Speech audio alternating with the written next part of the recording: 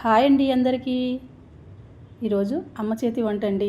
మా అమ్మ అయితే చాలా బాగా వంటలు చేసేవారండి. చాలా బాగుండే కూరలేంటి పచ్చళ్ళేంటి చాలా బాగా చేసేవారు.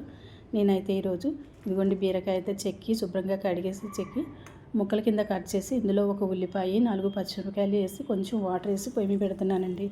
ఎందుకు వాటర్ వేసానంటే మగ్గిపోతాయి ఉట్టిగానే, కానీ హైదరాబాద్లో బీరకాయలు కొంచెం ముక్క కసుమంటుందండి, అందుకు వాటర్ వేసాను.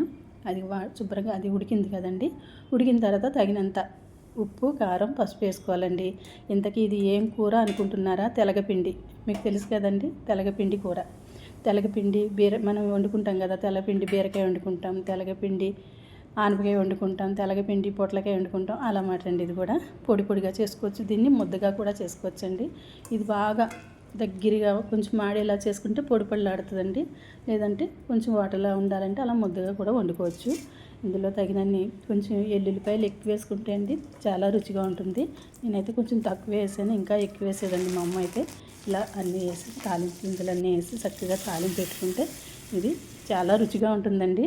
మీరు కూడా ఒకసారి ట్రై చేయండి. ఓకేనండి, బాయ్ అండి.